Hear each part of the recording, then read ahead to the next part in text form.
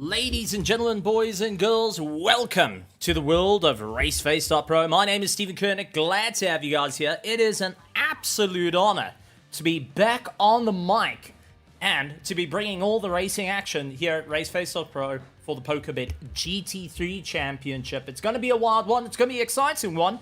But what we can say is definitely a wet one, with so far Jordan Sherritt putting in the fastest lap time of the race in these very, very difficult conditions. A 148.332. Tariq Adam chasing him down with a 148.8, and Kieran Patterson on the return had a bit of a rough race last night, looking to make it all work for him, currently lying in third place. Fourth is the likes of Henry Mayer, trying to get the climb back up through the order. So keep an eye on it. The conditions are going to be quite challenging for everyone, and they're going to have to try and figure out where is all the advantages going to come from during the course of this race. Now, we got to also touch on to the championship. That is the big talking point, because last night we saw the championship get swapped around by the likes of Tariq Adam and Luke Addison, and that was because of 1 point difference. So let's take a look at the championship standings at the moment to give us a better understanding of what's going on. And while Tim is looking to get all that information and bring it to our attention, let's pull it through. This is our Pro Division. So, taking a look at our standings in the Pro Division, it is going to be top of the charts. Luke Addison holding first place. He's getting chased down by Jordan Sherritt on 104 points, while Luke is on 121 points. 96 points is Henry Mayer, our defending champion, looking to try and get a little bit more of a climb back up through the sharp end of the order. It's going to be a tough time for him. Bernard Barker is running in fourth place, followed by Tariq Adam, who is now at the leading top of the charts, is running in fifth place in the championship. Kieran Patterson going and running a little bit further down. He is lying in sixth. Seventh, Cody Sherritt, followed by Quando Pessi, Giovanni Porzio, and Gideon Renner. Werner Skuman, Christian Fenter, Christoph Peterson, Ryan Barrington-Smith, Johan Blicknote, Mahath Musa, Mark Jans van Rensburg, Johan Kleinans, Daniel de Villiers, Jason Farmer, Vietia Buerta down in 21st, 22nd, Isam Domingo, Chris Stoltz, Dean Nokia, Rem van der Reist, Gerry van Zel, Henry Platt, Loic Randable, Bego Krobler, Ian Upton, Darren Miller, Hannes van Veek, Andre Serradio, Tianas Buerta in 34th. 35th is Chris Heinecker. The list goes on and on and on. But at the moment, Tariq Adam leading up top of the charts with a 148.2. Cody Sherritt going to be keeping a very close eye on it, as Jordan Sherritt trying to find some little bit of grip out in the rain. Luke Addison, who has dialed up his setups. He had to make two different setups just to contend with what's going to happen in this race. It's going to be a very interesting time there. And we got Christoph Peterson running in fifth. Sixth place is Giovanni Porzio. Ryan Barrington-Smith in seventh. Eighth place is Bernard Barquez and Kieran Patterson. And 10th is Henry Mayer. But we're also going to add a little bit of fun here, ladies and gentlemen, because this is our Pro Division, and being streamed simultaneously is our Pro-Am Division for the RaceFace.Pro PokerBet GT3 Championship. And that's got the very own Tristan Herbst, who was actually driving last night, so he's able to provide a little bit more insight from a race perspective of what we're going to be expecting. 33 cars are set to take the center stage here tonight, and looking forward to seeing who will be able to take the sharp end of the field. It's going to be a close one. It's going to be a monumental fight for a lot. Vietia Buerta, who had a great climb last night, got into the top 10 at the moment with a 149.6. He's sitting in 20th position. And so he needs to get a little bit more of a hurry up and go. Donaldson going and returning back to the pits. Dino Kier out on the track. He's trying to get a little bit more momentum behind him and really do everything he can. But our super fans always coming and back to the track. We got Samuel Bukes going, saying good luck to the 333 car. And that is Carrot Bukes, who is now heading out for the Stinger Racing. And also, we have got our one and only Gamble going and supporting the Griffin Sim Racing. But mainly Jason Farmer going and saying, how's it there? Absolutely great to see everyone standing out there. Looking forward to an absolutely phenomenal day. Tough conditions, but take a look at the times, though, as so far 0.065 separates Jordan Sherritt and Tariq Adam, who just seems to be a little bit more hooked up in the rain here. Henry Mayer has found some pace underneath him, has gotten ahead.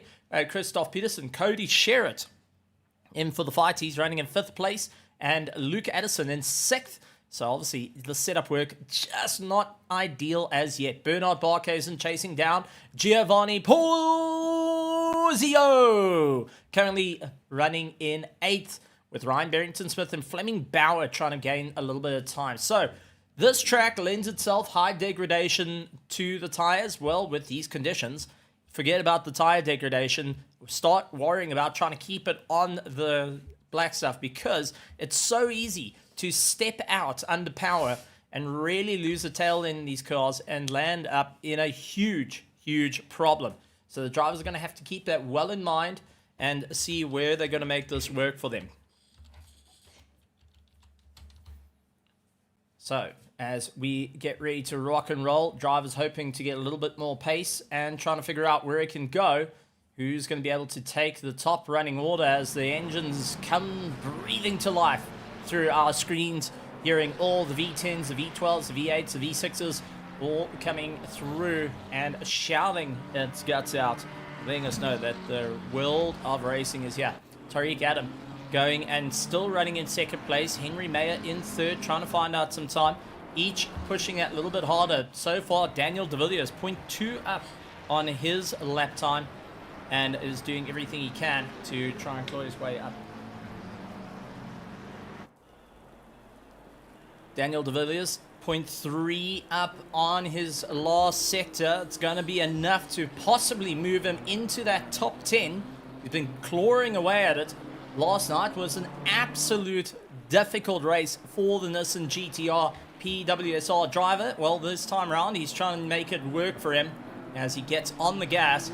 Coming out around the final corner, stands on the power. 0.3, will it be enough to get him into that top 10? So far, the only one that's able to keep it on track, and 8th place for Daniel de Villiers, knocking down Bernard Barkhuizen, Giovanni, Ryan Barrington-Smith, and Fleming Bauer in one fell swoop. Mahath Musa, who returns to the track, was actually racing last night in a different community. It was in Sarko, I would believe. And Mahath Musa now looking to also really get that little bit of momentum underneath him. He's 0.2 up, lying in 25th position. Johan Blicknote, it is also 0.1 up, trying to figure out how he can pick up a little bit of pace. So drivers still hunting down those 0.1s, 0.2s, just to get a little bit further up in the order and to get towards the sharp end of the running, because it's easier to be towards the sharp end of the field. You have more space to play with. You do have the run of going straight if there's a problem, but you don't want to get caught out in the mid-pack, where unfortunately the Constantino effect gets so far worse for everyone to deal with and everyone to contend with.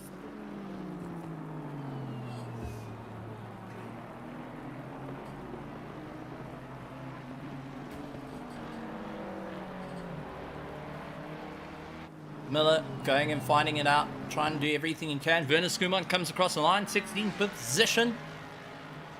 Immediately loses out to 17th. Beggar Krobler going and holding his run, not going to lose out a bit of time. So a couple of drivers are able to improve. Other drivers are just pushing the boundaries too far, dropping a wheel off on the dirt here, there, and everywhere.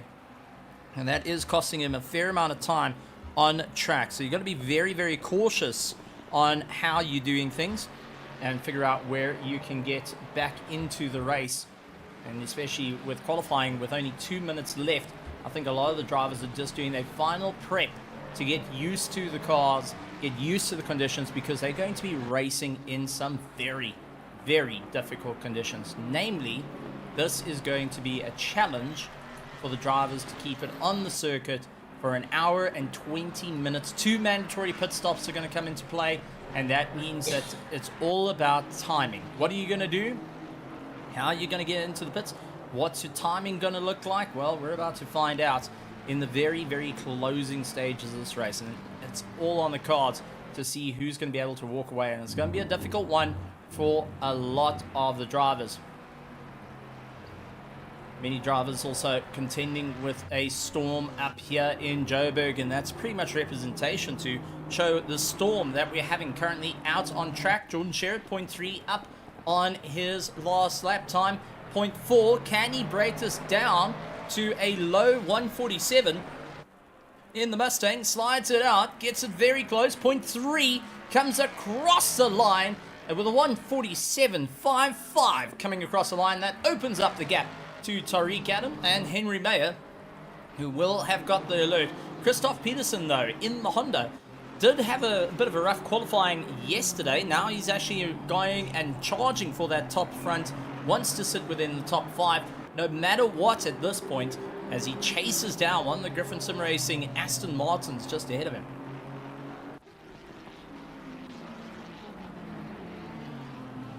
Unfortunately, going and losing out a bit of time there and booked it off the track. Bernard Barkhuizen running in 6th place. He's looking to try and stay within the fight and move his way back up a bit closer to Henry Mayer, our defending champion, who's feeling the stress of this race and what's going to be happening, as we do see a bit of a slide out coming from the McLaren as he battles to keep it all in check, runs out wide and just not able to keep that tail end in check and calling it quits. Kieran Patterson, 0.1 up on his last lap time, along with Luke Addison. Giovanni down 0.3.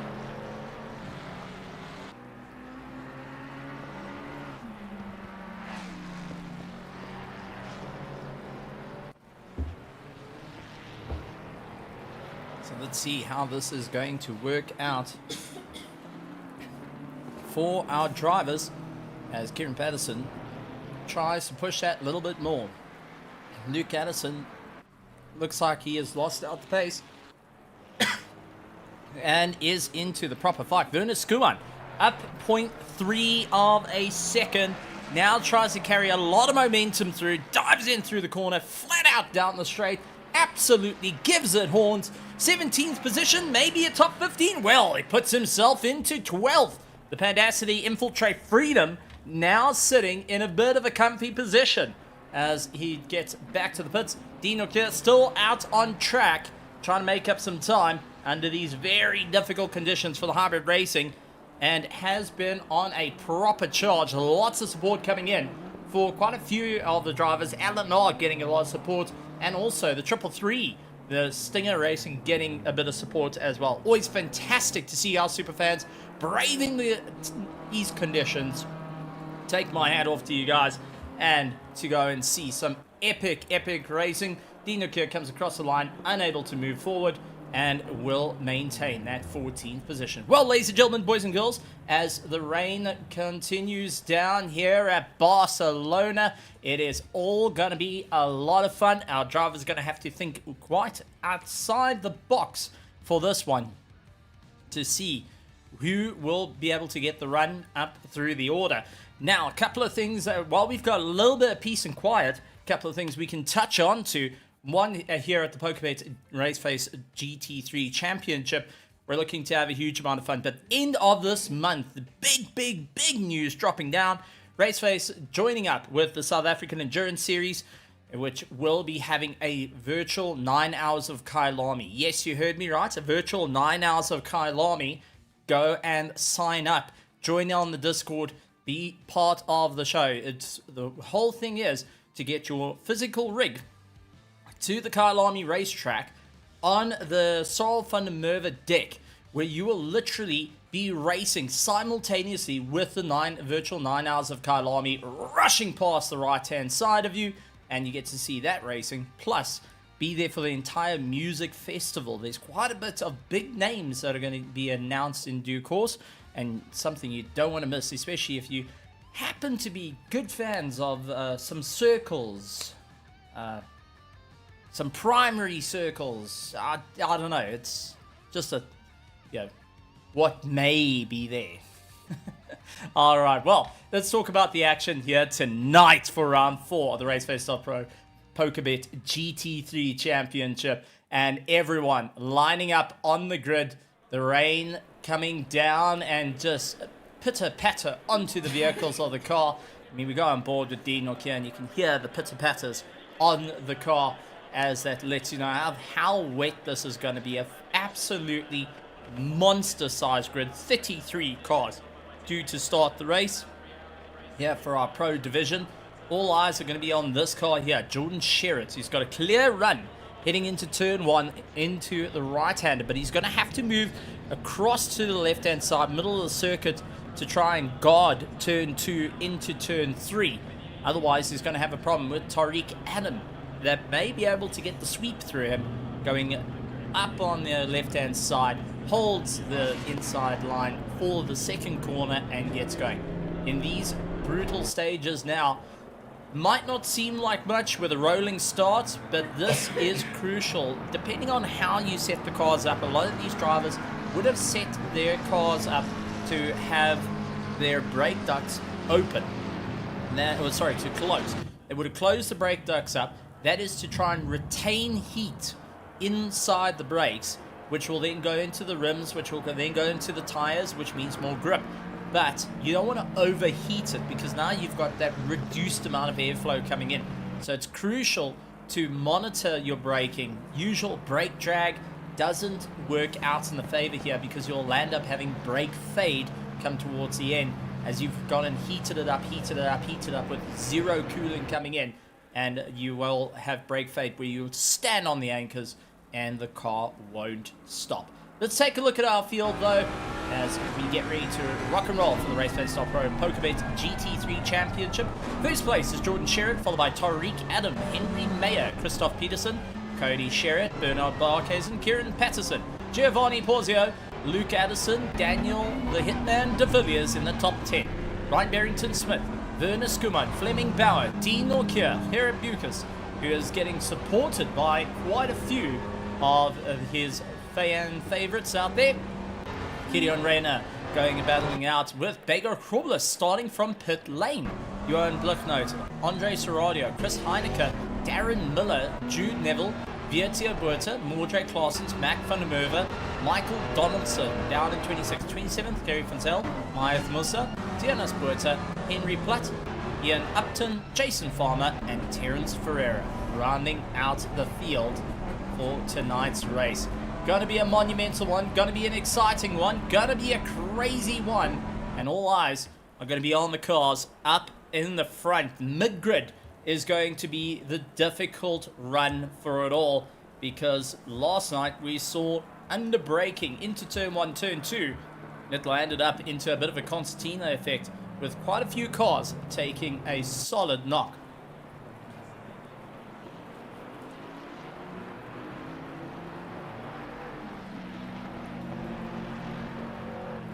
As they make their way around the track, getting ready to go. We're expecting the concertina to be just here by Luke Addison in that top 10. Now Luke Addison is way down the order than planned. He's going to have to make up quite a bit of time.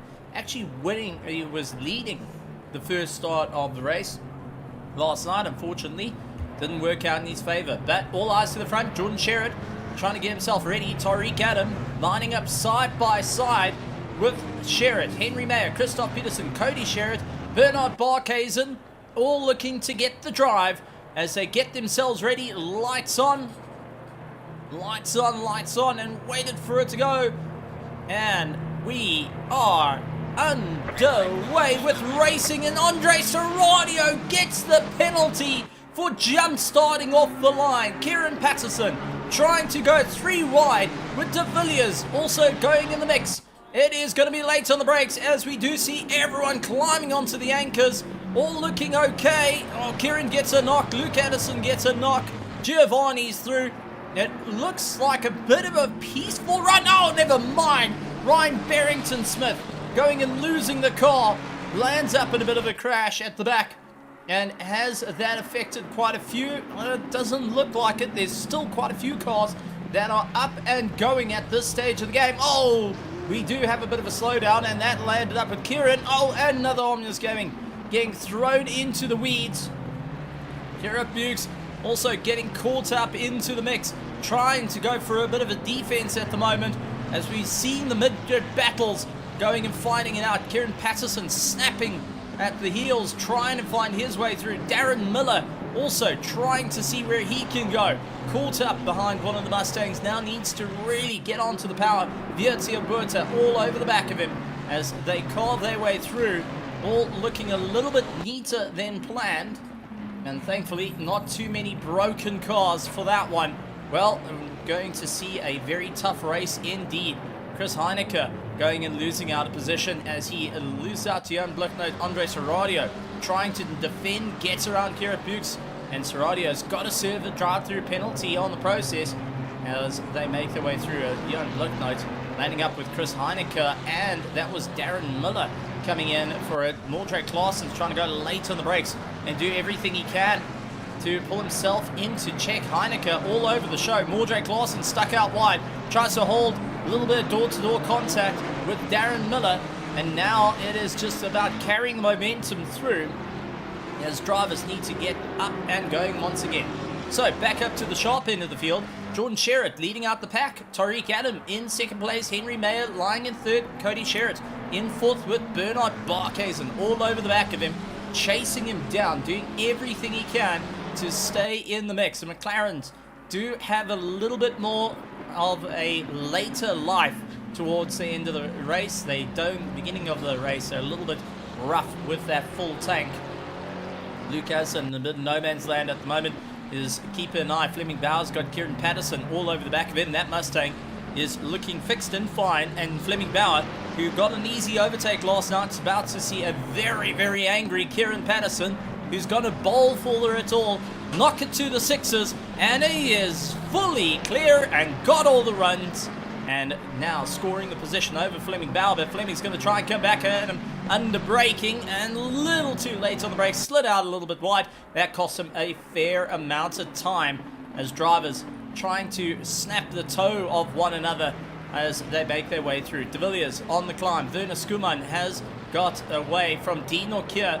Kerry Bukes all over the back of him, and Blicknote tries to go for that inside line. Very, very late lunge to get it sorted out. Had to go and brake quite early there and gets swamped in by Viertia all over the back of him, hoping to stay in for the fight. Chris Heineke doing everything he can. Mordred Claessen's Christoph Peterson onto the back of Mordred Claessen's Darren Miller trying to slide his way through. He's got Mac van der Merwe, Mahath Musa, Michael Donaldson, and Giovanni Porzio, who was part of that earlier contact at the start of the race, now trying to make up some time. Let's see if we can go back and see a couple of what happened there. And we go to the number 91. This is Darren Miller, who is in the yellow Mustang. Let's see what happened to him that led to some contacts on the early stages of the race. We could see the carnage just ahead of him starting to form. He landed up with a bit of rear contact, trying to take evasive maneuvers, but lots and lots of positions scored. And Gideon Reyna a little bit further back. Oh, as we do see Tiernas Buerta getting turned round by Henry Plutt. The two of them coming to blows yet again and braking. And Henry Plutt, instead of going and sticking around, he is immediately onto the attack for Terence Ferreira. So just put his nose up on the inside, try to go for the pass, and unfortunately that landed up with a bit of side-by-side moments. Mordred Claessen, Christoph Peterson going side-by-side with Mordred Claessen not able to get ahead of that little Honda. Now we'll have Miller all over the back of him. Miller is bringing a monster of a train on the back of him. The mirror is absolutely full of all these GT3 cars. They're closed up at a rate of knots. It is so difficult to drive in a pack like this in these conditions because you have to be so aware of your braking zones and also moving your braking zones by 30 centimeters back. Not your usual one, as Mahath Musa has to go and stand on the anchors. He looked on the attack from Mac van der Merwe, but whenever you go for an attack, it does compromise you absolutely so severely that you can lose out a serious amount of drive, and you will have an entire train of cars that will then see the door, see the opportunity, and go for it. As we see Giovanni goes for a lunge, he gets a pass done. Donaldson going elbows out, says not going to happen. Giovanni off circuit, rejoined circuit, stuck on the outside, no grip. He's not going to be able to keep the momentum. Donaldson's going to try and drag race him down into turn one. Drew Neville following suit. will try and close down the gap as well, as we do see the two Ferraris going side by side. Werner Skuman hoping to get it, sorry, that's Kevin Van Sale looking to get involved. Side by side, Donaldson and Giovanni not backing down. Oh, door to door again. Giovanni, Donaldson quick onto the doors of one another. Jude Neville just keeping out of the trouble, decides not to be around. Jude Neville waits for the opportunity. A little bit further back though, Ryan Barrington-Smith getting on the attack as he has Harry Van Sale look up on the inside, goes for the dive, gets it all hooked in. Gideon Rayner goes for the launch and tries to come on by. He's around the outside, gonna absolutely give it everything he's got to try and get by as quick as he can as they fight it out. But we do have one of the Stinger cars, and that was Garrett Bukes. Garrett Bukes stuck out on the outside, and that is unfortunately him caught out in the weeds and having to wait for the entirety of the field to come by. Well, it's only lap 3. It's only been the likes of 7 minutes, and we have seen so many fights and changes happening. But out in front, Jordan Sherritt, Tariq Adam, Henry Mad, Cody Sherritt, Bernard Barkhuizen, still running Linus Stern, Luke Addison up from that 10th position, still on the chase. Mac van der Merwe, oh, that was with Darren Miller, who had contact. Miller turned around, and it looks like multiple contacts from there, as we got to quickly go back and see what happened to Darren Miller as he was making his way through. He is in the 91 Mustang, the bright yellow Mustang GT3, and suddenly has a Mac attack on the inside. Didn't quite see him. Contact, second contact. Mahath Musa goes around wide, and unfortunately that just landed up going worse and worse and worse for the 91 car until eventually he was down in the weeds. Oh, Mahath Musa clipped him on the inside, and here comes the rest of the field. A quick knock by one of the Omnis Gaming Nitros as he's just holding the anchors. Oh man, it is just madness. Terence Ferreira having to slide out of the way not to be caught in the trouble as well. Absolutely madness, pandemonium reigning supreme. Drive-through penalty handed out to Garrett Bukes, unfortunately, means that is for track limits exceeded. He's going to have to get himself in and out of the pits, making it 3 times he's going to go into the pits and ultimately hurting his chances in this race. Ryan Barrington-Smith, Jude Neville and Gideon Rayner still in the tow of one another as they fight it out. Henry Mayer onto the back of Tariq Adam. Now this is the sharp end of the field. This is for 3rd and 2nd place.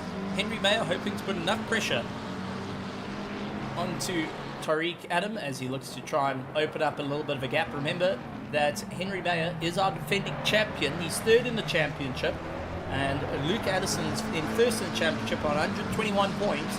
Jordan Sherritt is on 104. Henry Mayer is on 96 points.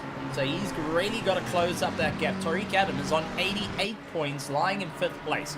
So he's currently needing to close up the gap quite severely. Cody Sherritt on the climb has got Bernard Barkhuizen to deal with. Looks up on the inside, can't quite get it done. And a little bit further back though, Daniel De Villiers getting very defensive to try and break Fleming Ballard's toe as he makes his way through. Mac van der Merwe also doing the same, as here comes Giovanni Porzio like an absolute rocket ship in the Ferrari 296.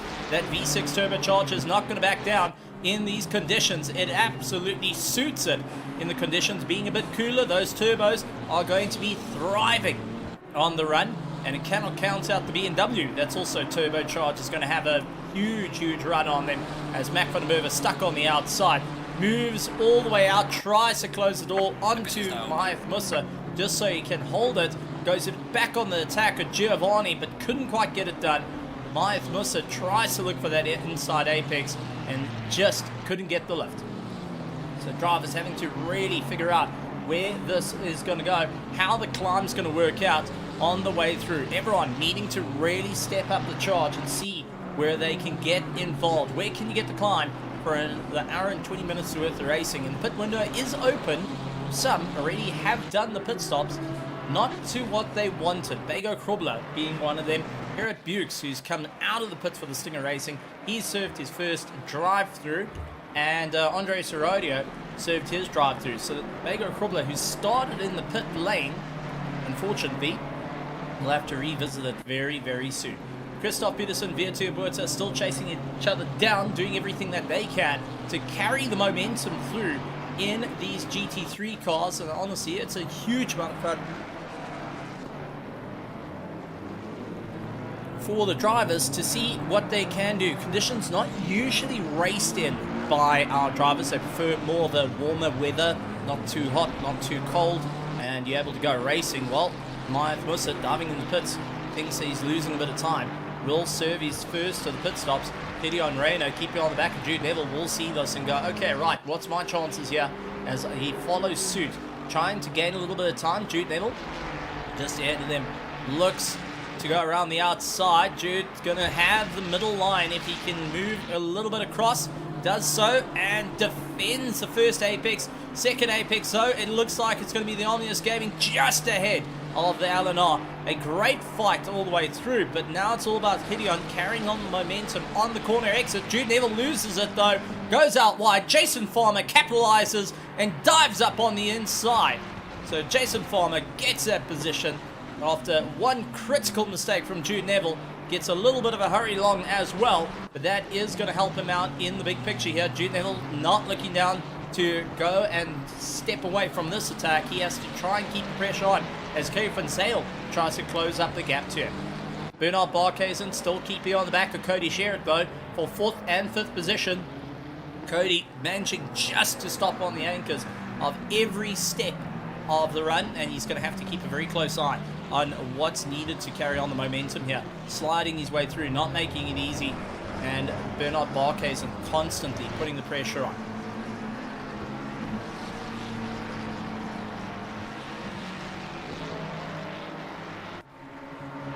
Barkhuizen hoping he can carry a lot of momentum, looks to keep in the tow, battling his way through, but can he carry enough momentum into turn 1 to have a turn 2 exit charge onto the back of Cody Sherritt? He's 0.5 back.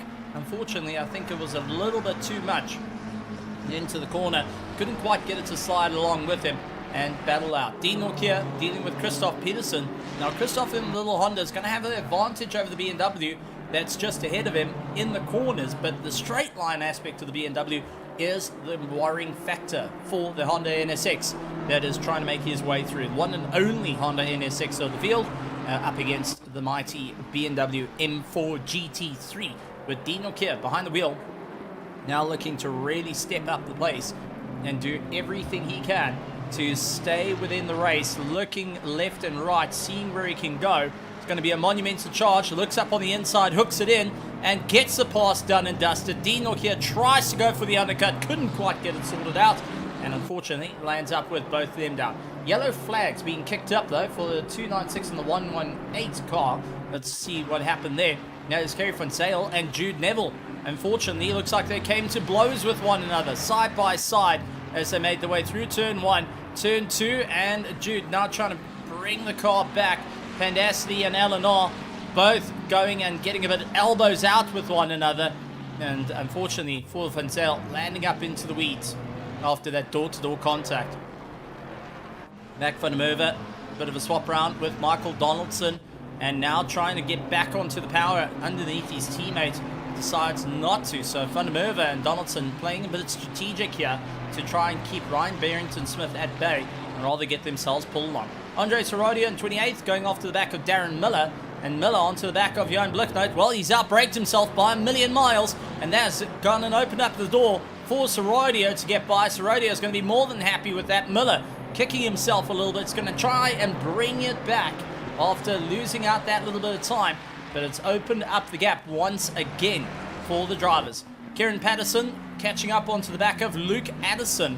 And now Luke, who has been the charging force this season, unfortunately, it's not to be the case this time around, as he's losing a lot of time and now getting swallowed up by Kieran Patterson, who is on an absolute charge with a chip on the shoulder to really go for the pass here as we jump on board with that Mustang V8, that Mustang GT3, absolutely stunning car, and Ford's return to the GT3 racing after the end of the Ford GT, which was a mid-engined absolute monster. Beautiful time.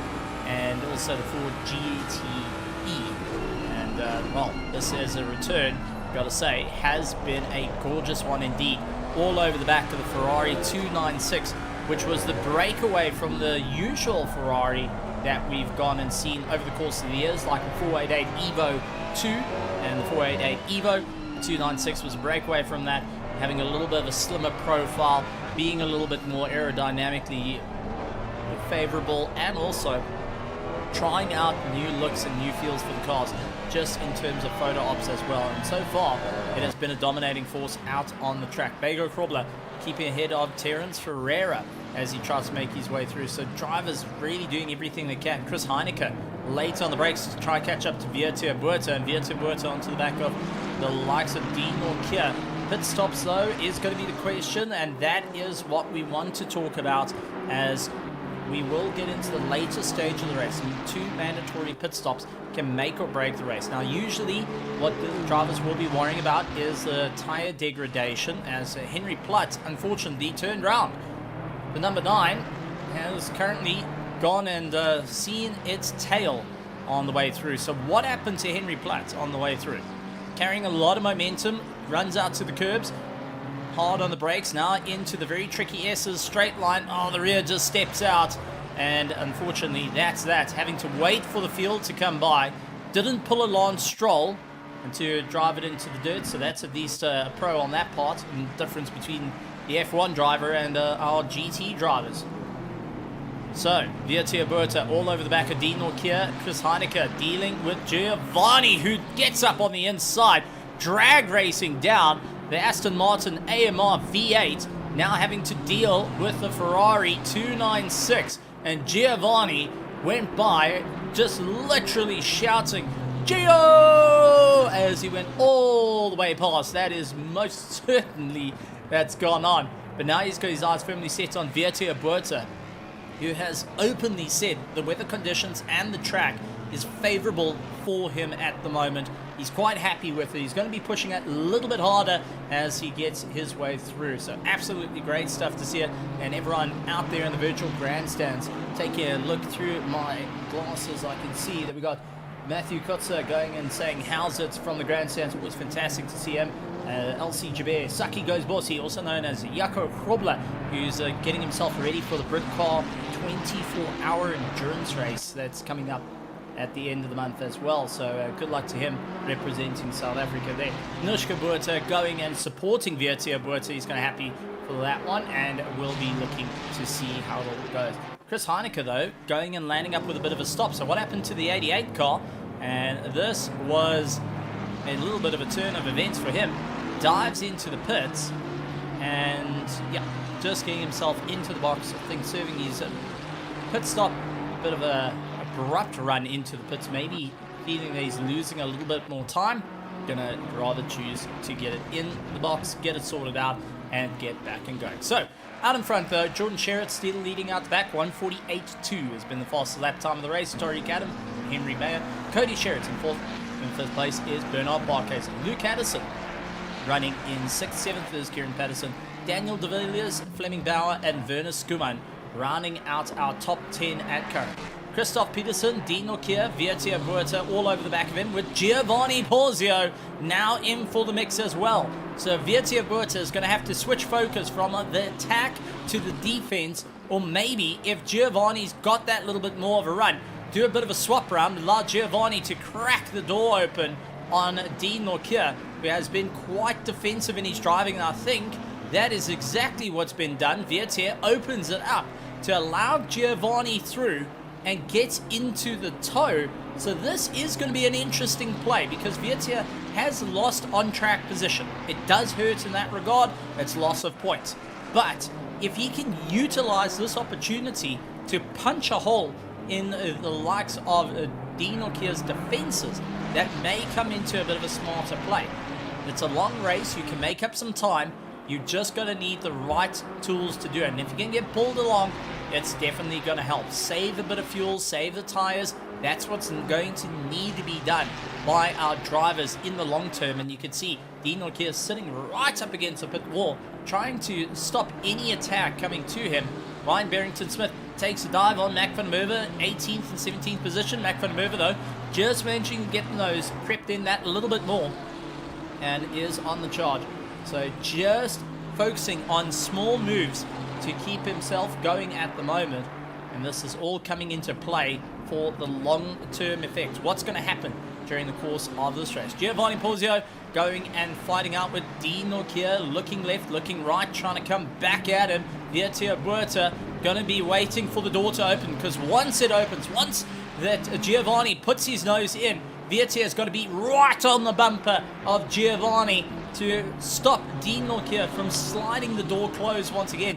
For Dean Norkia, he is going to be fighting it out, looking left and right, trying to see where he can go. You can see trying to guard the inside line, flat on the throttle, doing everything he can, trying to go for a defense into the hairpin, hard on the brakes, tries to bring it back. Giovanni instantly puts his nose in for the inside, couldn't quite get the pass done and dusted. And now it's about a little bit of follow the leader through the next stages of the course. And Giovanni knows this, in fact, and is making sure that he can keep the pressure on, probably to try and kill off the drive a little bit on the BMW ahead of him. That will be starting to pick up a bit of understeer as you start to give it a little bit more of a difficult time. The inherent understeer, the nature of the beast, being a front engine car, understeer comes into play. You can see Dean here instantly inside line, trying to hold that inside. Is it going to be enough though? Giovanni closing, and looks for the switchback. And instantly Dean here going and covering it off, but how late has he got into the brakes? Losing out through turn 2. Here comes Giovanni, looks up on the inside. Can he carry a lot of the momentum? As we do see a slight touch of the brakes for Dean Norkia. This is one of our closest fights currently out on track. And Giovanni has managed to break away from Vietia Buerta. So if the door opens, Vietia is a bit out of the fray here. He's got to be so careful. Giovanni stuck on the outside, looks to try go around. Maybe a switchback is going to be enough. Dean Norkia holding down that inside line. Make sure that's not going to happen in a too easy run, as our drivers really look to try and open up the door a little bit more. Giovanni going and just figuring out where can he go here. Frustration starting to kick in. Dean Norkia going and holding the door shut, doing everything he can to hold back Giovanni, who goes up on the inside, gets the launch run, and Dino not able to keep that going. He does slow up a little bit, and that is immediately has Vietia giving a little bit of a knock on the rear bumper, saying, listen buddy, I am here, and we're going racing. Bernard Barkhuizen, oddly enough, first into the pits at the 56-minute mark. So he's looking to try and get a bit of an undercut on the rest of the field, and he's going to be the mark that we're going to keep a very close eye on as they make their way through. So Vietia Buerta on the charge, and just behind them Michael Donaldson and the likes of Mordre Claessens racing against one another. Mac van der Merwe's got Ryan Barrington-Smith going and trying to make his way past. So this is going to be a bit of an interesting time for the runners. Vietia Buerta now trying to go around the outside. Dean Norkia up to the same tricks, moves to the inside line, just keeps it for a defensive maneuver. And Michael Donaldson around the outside loses out the run into turn 2, turn 3. He's got to be so cautious about it. With the rain being there, there is absolutely no grip. There's a very finite line that you can sit with, and the drivers are going to have to keep that well in mind on the way through. Donaldson hoping for the charge, and Mordre Claessens just keeping an absolutely phenomenal run for the Pandassi team. They've worked on the defenses. Well, unfortunately, Donaldson found a little hole in the defense, and now it's up for Mordre Claessens to get some of that aggressive driving style back underneath him. Never mind, Donaldson goes off into the dirt. That's killed off his drive. Immediately, Mac van der Merwe comes into the play of it, and Ryan Barrington-Smith will be into the mix of it as well. As we jump back to Vietia Buerta, battling it out with Dean Norkia just ahead of him. Dean doing everything he can to carry a lot of momentum at the moment. See where he can go. It's going to be late onto the anchors to get it right. Looks for the inside, backs out of it, second guesses, a little bit of a slide coming out of it as well, as the drivers need to figure out what's going to be their advantage here. Jason Farmer all over the back of Kerry van Zyl as they fight their way through. and drivers needing to really give it horns. Just getting confirmation. Unfortunately, our Pro-Am stream is down, and that is due to the lightning storm that is around in the area. Tristan Herbs, unfortunately, having that little bit of a lightning storm, power outage. Apologies to our race fans out there. Due to force majeure, the broadcast for the Pro-Am has been ended prematurely. Bernard Barkhuizen, though, not premature to the race, gets ahead of Henry Platt, but drive-through penalty coming in for the number 10, Werner Skuman, getting a drive-through penalty.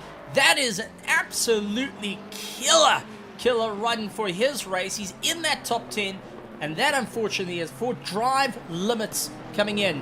I mean, it was just properly out of it, and that's cost him a lot of time. Vietia Buerta, Dean Nokia, they're fighting it out amongst one another.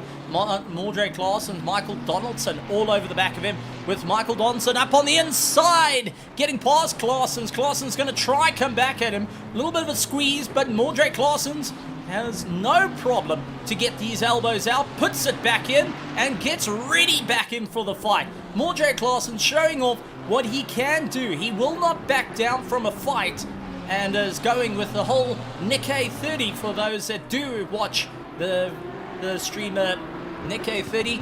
Never back down and never give up, and that is what Claassen's of Pandacity have thrived on at the moment. With Michael Donaldson on the charge, has got Mac van der Merwe, the Mac attack, now looking to get back into the fray. Vietia Buerta still dealing with Dean Nokia at the moment for 12th and 13th position, as everything has opened up quite a bit towards the sharp end of the field. It is our mid-pack that's giving us some exciting racing out on the track. It's always great to see it. But pit stops coming in. Bego Hrubler, he came out of the pits, but the first of the ones that have done their pit stops, Bernard Barkhuizen is the first of that, as he gets himself sorted. Jason Farmer coming out of the pits as well. So keep an eye out on the 23rd position, Bernard Barkhuizen. He would have climbed up a ranking. Sorry, lying in 24th. He's going to be going and having a bit of fun, and is our mark to keep an eye out for. So there's going to be a proper run. Kerry Fontel, Johan Blicknote, and Andre Sorodio going and fighting it out. And Sorodio looking to put down a little bit of vapor here. Dives up on the inside of Blicknote. Blicknote nowhere to go. Can't switch it up. And instantly has Project Vapor's very own Andre Sorodio try and put his wheel in there and take a look at this race. At the moment, we got Pandacity, Omnis Gaming, and Project Vapor in a little 3-car train. A bit of contact between Michael Donaldson and Mordre Claassen has allowed Ryan Barrington-Smith to get into the fray, and these two have gone at each other like absolute bulldogs in a fight. With the likes of Michael Donaldson, this is Michael Donaldson in the Ferrari 296, going and opening up the gap. Mordre Claassen, though, comes around. Oh, contact between the two. And that's because Donaldson was sideways. He had that snap oversteer, and that landed up with the two of them coming together. So Donaldson now breaking away. Mordre Claassen's dealing with Ryan Barrington-Smith, who is not going to back down from the fight. You know, once Ryan gets that chip on his shoulder, he goes from two parts, the kindest sim racer in the world you will ever meet, to an absolute monster behind the wheel. And oh no, outbraked himself into the back of Mordre Claassen's, and that is what happens when you bare the teeth a little bit too much. Gideon Reyna says thank you very much, and now Mordre Claassen's going and tailing. We'll have to try and figure out what he needs to do. Not going to dive into the pits though after that, so he's going to try and close up some time, but frustration will be bleeding through on that run. So Michael Donaldson into the pits, Mordre Claassen's now having to do a bit of a recovery. Andre Sorodio all over the back of Johan Blicknote. Blicknote trying to get the drive, looks to go on the left-hand side. Will he be able to hold it though? As here comes Sorodio, looks up in the inside, couldn't quite get the pass down as yet, gets into the toe, late on the anchors, tries to bring it through, can't quite get the momentum at the moment. Drivers are having to figure out what can they do, how close can they get it. It's going to be a proper little charge on the way through with the likes of Andre Sorodio. looking on the inside of Black Knight, couldn't get it done. Werner Skuman gets into the fray, and now it is an outright dogfight hitting at the back end of the field, which is always a great thing to see. And one influencer out there in the grandstands, it's usually one of our pro drivers, is actually sitting and waiting to just go and see how the race does, and that's Paul Fenter coming back. Unfortunately, wasn't able to make it to the grid. But Paul, if you're ever interested, the commentary box is open. I'd love to get your professional advice. And considering we did see one of your very own going and rear checking a Lamborghini, it would be nice to get an understanding of the conditions that these drivers are facing right now. Kerry Van Zyl going around the outside. Oh, quick turnaround though. Blicknote gets stuck behind him, and that has allowed Andre Saradio and Werner Skuman to just sneak on by. And unfortunately, a little too close. The door gets a little bit, and it's just going to be caught out. And we've also got Tristan Herbst now sitting in the grandstand. No need to apologize, my friend. Force majeure does happen to the best of us, and it is one of those things. We talked about a killer storm. Well, the killer storm came in and did what it did, and we will endeavor to get that all sorted out as we can and try and figure it out for next time. But folks, we are here for the RaceFace.Pro PokerBet GT3 Championship. This is our pro division that's currently out on track, showing off what they can do with no one backing down. But with all the pit stops now starting to creep in, this is where it gets interesting. Bernard Barkhuizen up into 18th position, has been the first of those that have done their first pit stop. Ian Upton, though, ironically enough, at the back of the field for the Project Vapor F driver, has gone and done all his pit stops. So a shout out to Ian Upton, thinking a different approach. He has had a bit of a rough race, but is still out there giving it horns, and that's well done to him. Mordre Claessen's coming out of the pits, so he went for an earlier pit stop. But now brings a question. Jordan Sherritt still needs to pit. Tyreek Adam, Henry Mayer, Cody Sherritt, Luke Addison, Daniel the Hitman de Villiers, Kieran Patterson, Fleming Bauer, Christoph Peterson, Giovanni Porzio, and Dean Norkier, Vietia Buerta, Ryan Barrington Smith, Tianas Buerta, Andre Sorodio, Werner Skuman, all needing to pit to get themselves sorted out. Kerry Van Zyl, unfortunately behind Bernard Barkhuizen now, is into a bit of a rough run on the way through. So definitely some good racing out there, some difficult times, and drivers looking to really step up the mark and see where they can go. Pegasus Gaming actually going and also giving a bit of a shout out from the grandstands. Always great to see so many huge supports coming in for everyone that's working in the background, gets it all sorted out. And I know Tristan goes out of his way to ensure that he can try and bring all that live action to you. He goes and breaks his neck on it, and it's unfortunately force majeure going and being that case that took him out of it. But at least managed to finish his race last night, and for that, I'm proud of you, my friend. Proud of you. You're faster than me. How's that one? How's that one? Right, talking about faster drivers, well, Daniel de Villiers in the Nissan GTR, a car that everyone pretty much looked at and went, nah, I don't think so, has been quite a dominating car. Brings a question though, a lot of these older cars possibly returning, such as the Ferrari 488, maybe the Lexus would be a returning car for the next season. That is a possibility. It has proven itself to be quite a strong one. We've seen the Bentley return as well, and the Bentley has done fairly well in races, going and charging up towards the front in endurance races, mainly being that top pack runner.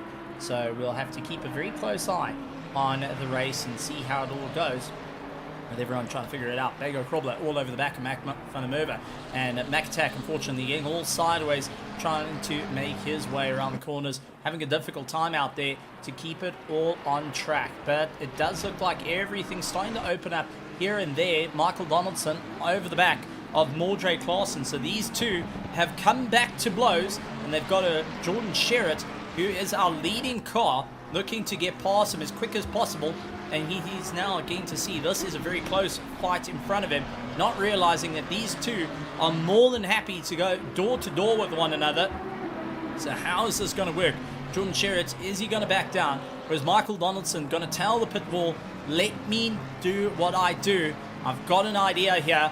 He goes and opens up a gap for Jordan Sherritt, and Jordan Sherritt goes and makes the space through. Mordrake Larsons, though, tries to come across to go for the defense, and unfortunately, Jordan Sherritt opened up the door. Donaldson side by side, and it's still side by side. It is still rubbing his racing. They are sharing the paint. Oh! And contact on the way out between Mordrake Larsons and Donaldson. And I think Mordrake Larsons actually picked up a bit of wheel spin there that took him offline. So let's see if we can try go to the helmet cam of the Lamborghini and see what happened. Under braking, tries to give it a little bit of a swing. There is the likes of Jordan Sherritt having to straighten up the car. Donaldson right next to him. Under braking, trying to carry the momentum. And yep, there's the snap. There's the snap again, and unfortunately that led to the contact. The Lamborghini just losing that little bit of traction, landed up to the side-on contact between the two. Racing incident of note, I would say. That is a racing incident. That's just getting onto the power and just having that rear step out underneath you, and nothing you can do about it. Luke Addison, though, has nothing in the books here to try and keep Daniel de Villiers at bay. He's going and clawing out everything he can, with de Villiers all over the back of him, looking left, looking right, going for the charge. De Villiers hoping that he can keep the power on. Addison just ahead of him, doing all that he can. Fleming Bauer going and losing out to Christoph Peterson as they make their way through. Tries to come back, a little bit of a tank slapper as he runs the curbs. Not ideal in these conditions, and will lose out a lot of momentum down this back straight. So Fleming Bauer gets a run. Christoph Peterson will have to wait it out and see where he can go on this run as they make their way around the circuit. De Villiers onto the back of Luke Addison. This is now for 5th and 6th position as they continue the fight. Just ahead of them, they are seeing two on this gaming Ferraris pulling each other along. That's going to be back markers that they're going to be closing up on a rate of knots to, and not wanting to get too involved. Bernard Barkhuizen, though, getting past Andre Sorodio on the way through. So this is absolutely going and making a great run through to see how it runs. De Villiers, though, a little bit unsteady, loses pace, and that was pretty much all she wrote there. Unfortunately, we caught the back end of it. Let's see if we can go to our headicam and see what happened to that mighty Nissan GTR that's going and fighting his way out.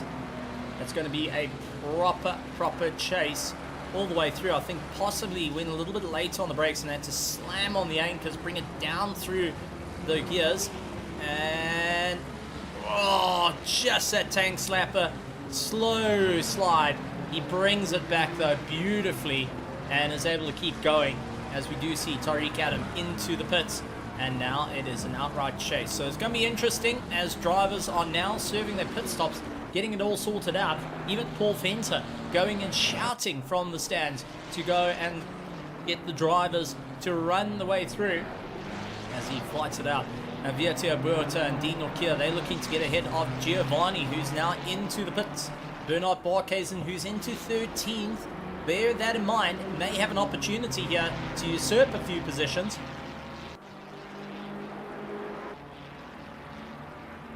Giovanni trying to get going. Bernard Barkhuizen still trying to make up some time. Around the final corner, will it be enough though? Giovanni coming to a stop. And there is the pass. Bernard Barkhuizen has performed the undercut into the top 10. And that is Tariq Adam. But hold the phone, folks. Hold the phone. Literally, hold the phone. There is questions being had here. Tariq Adam down into 13th.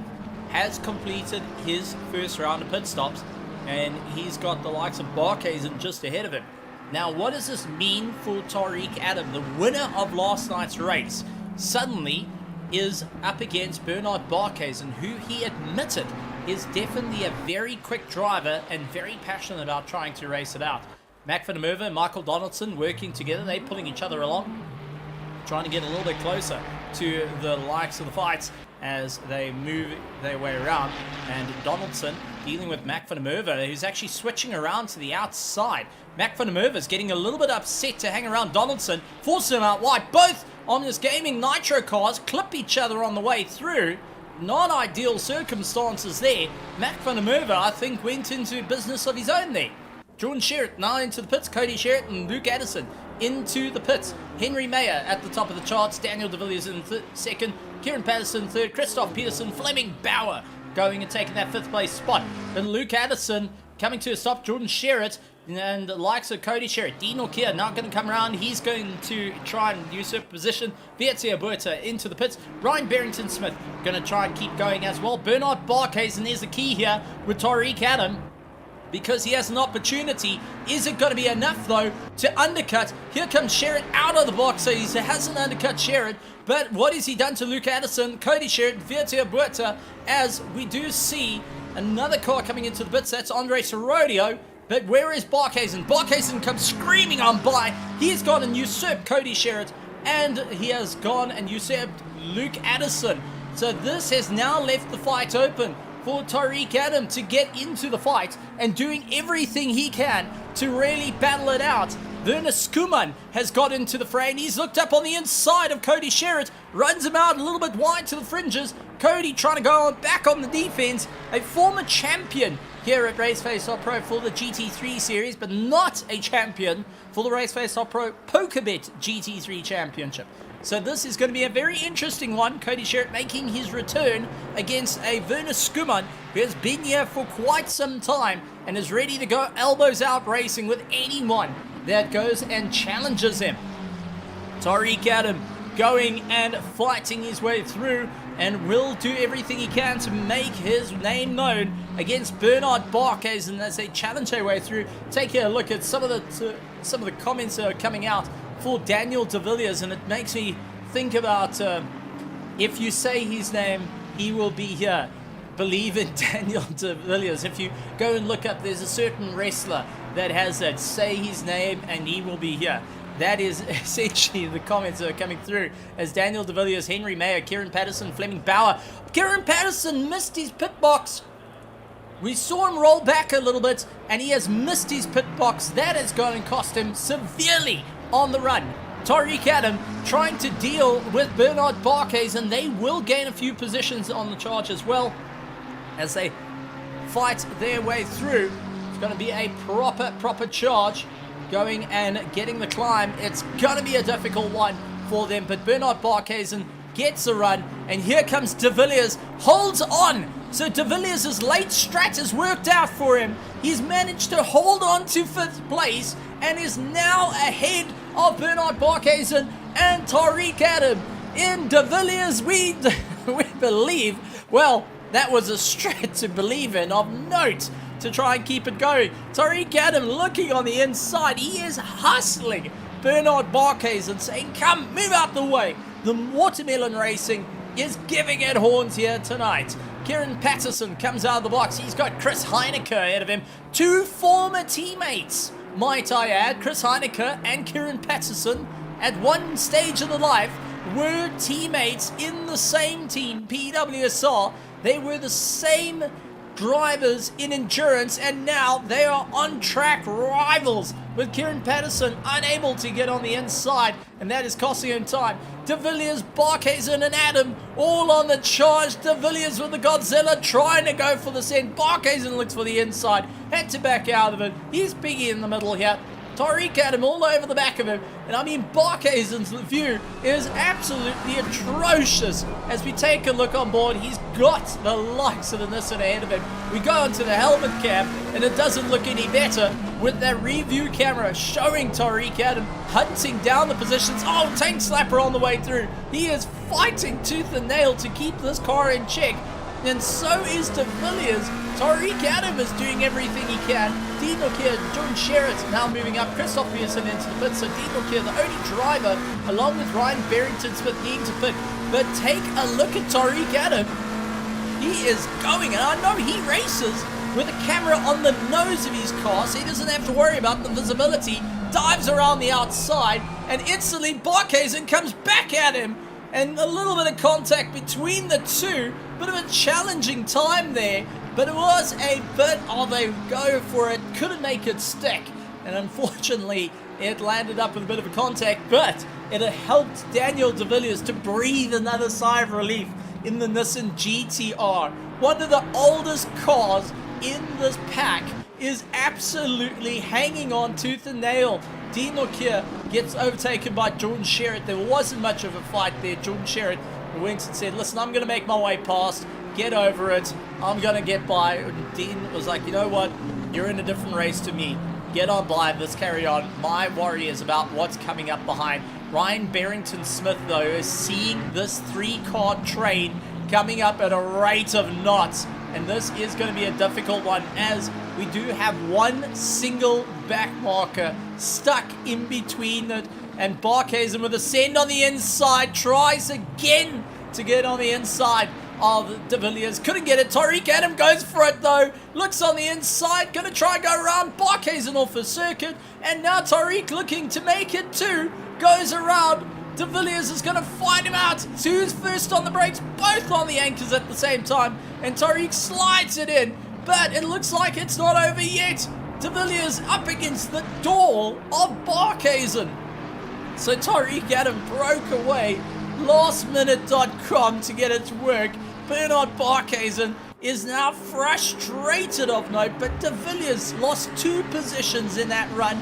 He's going to have to work hard to get it back as he chases down the likes of Tariq Adam, but trying to snap the toe of Bernard Barkhuizen in the McLaren, chasing and doing everything he can to stay in for the fight here.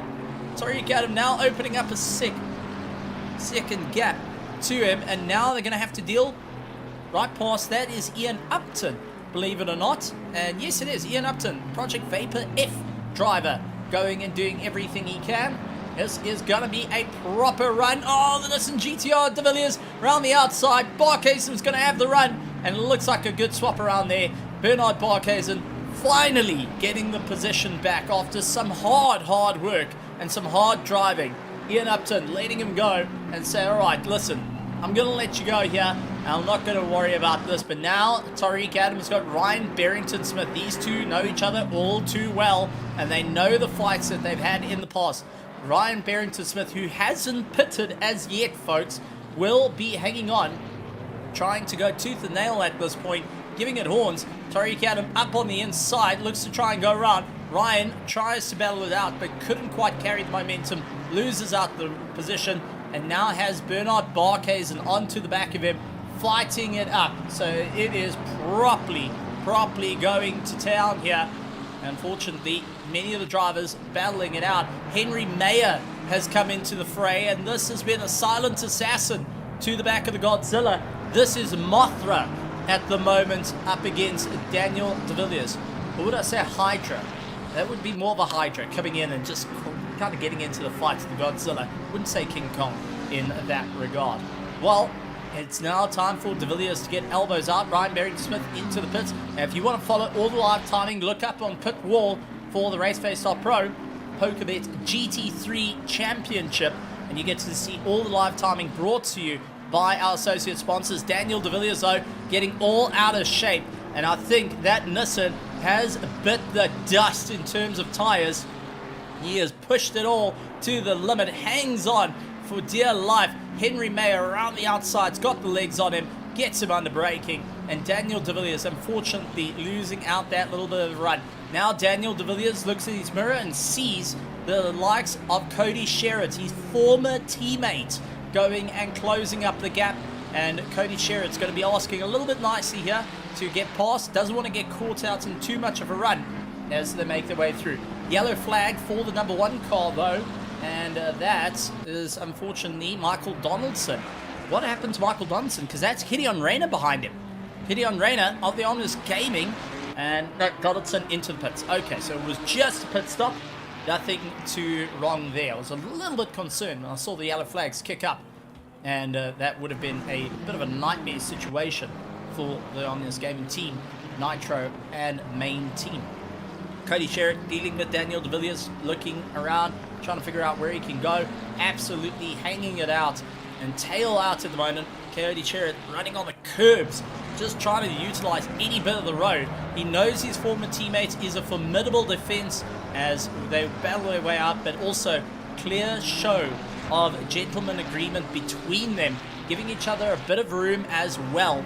But I do think that Nissan GTR is taking a fair amount of beating as they go side by side. Cody Sherritt does swap back into the toe, pulls himself along, and sees where Daniel de Villiers is. Goes a little bit late on the brakes, trying to carry a lot of momentum through. Couldn't quite get it all hitched in. 29 minutes to go. Jordan Sherritt out in first place, 14 seconds ahead of Dean Norkia, who still needs to put Tariq Adam on his tail. Now Tariq Adam's going to have a go. Gets around. Dean Norkia not going to fight him out there. Bernard Barkhuizen and Henry Mayer. Daniel de Villiers gets caught out by Cody Sherritt, and Luke Addison has now got into the fray. Cody Sherritt's former teammate Luke Addison is now into the fight as well. De Villiers stuck on the outside is going to have these two argy-bargy coming through. Addison and Cody are going to fight it out with Godzilla. A little bit of a tank slapper coming in from De Villiers. He loses out to Sherritt. Now he has got Luke Addison on his tail. Addison's going to go for the push, looks for the inside, a little bit of contact on the rear, and that causes a little bit of a slide of De Villiers, who hangs on for dear life. Cody Sherritt got the bit of a breathing room now, will look to try and get away. Luke Addison up on the inside for the ITB Esports, and is now trying to keep it all the momentum through, and it does look like Daniel de Villiers not going to lose any of the fight here. Luke Addison is having to earn his stripes here at RaceFace, and now having a bit of a tough time out there to keep the likes of De Villiers under check. He needs to get underneath him as De Villiers gets out of shape. Oh, it's contact again. Going in rearward contact. De Villiers swings the nose right across Luke Addison again to bring it back. Oh, Ian Upton into the wall. Ian Upton puts it in the wall a little bit further back as that race goes and continues on. And what a run it's turning into. Now Luke Addison's got the drive. De Villiers got the hurt. Out of the corner exit, De Villiers is just going and fighting it out. And Luke Addison in the Ferrari may have the advantage under braking, because I think the tyres are absolutely burnt out on the likes of De Villiers, who didn't change his tyres on his first pit stop. Luke Addison did. So now Luke Addison is on a fresher set of tyres. De Villiers is a one set at the moment. He is getting argy-bargy all the way through. Oh man, off the circuit he goes. Tries to swing it back. Comes across the nose of one of the almost getting nitros. But that is Luke Addison going and keeping it all in bay. So now it's just a fight to keep it all on track as they battle their way through. Dean Norkia relieving a position once again to Cody Sherritt. So he is falling down the fights, not wanting to get into too many fights. Ryan Barrington-Smith going to get past Tielis Buerta. Darren Miller going and fighting it out with Jason Farmer and Gerry van Zyl. So now Gerry van Zyl going to be trying to get by, and that unfortunately is a Martin Racing that's trying to get past Gerry van Zyl. Harry goes out a little bit wide, allows it to happen. Darren Miller immediately sees that he can go back onto the attack, will look for the launch by the two Mustangs, going and fighting it out, full taps amongst one another as they march their way through. Darren Miller going and giving it all the thrills and spills with Van Zyl, hoping to keep it going. And now they've got Bernard Barkhuizen onto the back of them. Bernard's trying to not lose time here. Looks up on the inside. Can he carry the momentum? Can't get past Darren Miller. That has cost him a severe amount of pace out of the drive, and he is going to have to sit very, very patiently, twiddling his thumbs at this point. Luke Addison tries to he gets a position as we do see Bernard Barkhuizen finally getting by Miller. Dean Norkia into the pits, Daniel de Villiers into the pits, and I think Daniel's going to be changing his tyres, but well hard fought fight, buddy, on a set of olds. That is impressive. Bago Krobler going and fighting his way through. Michael Donaldson chasing it down and seeing where he can make up some positions as they make their way through. Absolutely incredible stuff for our drivers as they make their way through. But man, oh man, it has been an exciting time. But what is going to happen?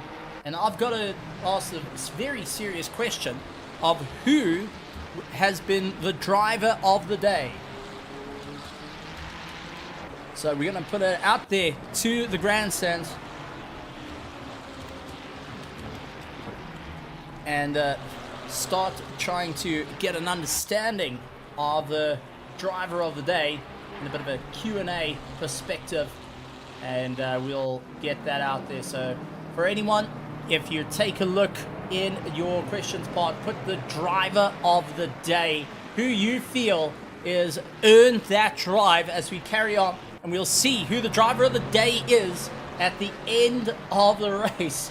So that is going to be in the Q&A section on the drive, so we'll see that, and really getting some absolute bangers coming through. The Hitman, no doubt. De Villiers fought like a champ. So far, De Villiers getting a bit of a pole there.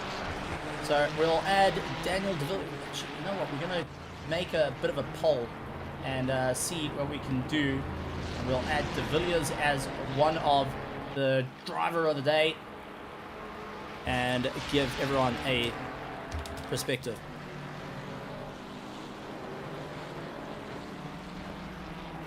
Let's see if I can get this right. So, first one up, De Villiers. Second driver of the day, who would that go for? I would put out, as we see Bago Krobler and Michael Donaldson fighting out. Need another driver of the day, folks. What would be your driver of the day? Would it be Jordan Sherritt possibly getting that driver of the day, opening up a run? Will it be Tariq Adam who got the run as well and had to fight it out? So let's go and start off with those two to start a bit of a poll for the driver of the day, and we will allow everyone to get their votes between the two who absolutely had a cracker of a race between them.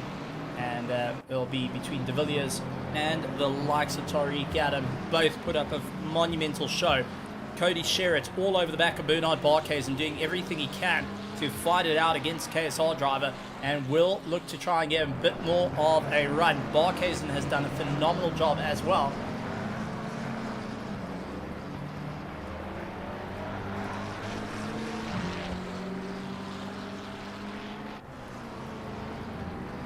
So we'll go and see in a few moments of who would be it. But so far, we're going to end when we hit 20 minutes, we'll end the poll. And we'll challenge the next set of drivers as Barkhuizen and Cody Sherritt absolutely giving it horns between one another. And Barkhuizen and Cody Sherritt absolutely not backing down from the fight here, going and doing everything they can to claw their way to victory. As they claw their way around, Barkhuizen keeping the inside line, hard on the brakes. Cody Sherritt trying to go around the outside and making his way through. Not an easy task here, as both drivers are pushing the limits. Cody Sherritt actually dropping a wheel onto the dirt, and now needs to figure out where he can get that little bit more momentum as they fight their way on. And it's going to be quite a challenging time here. Cody Sherritt and Barkhuizen really sticking in for the fight. And Cody Sherritt's not backing down. So far, looks like that poll's ended. De Villiers gets a win on that poll.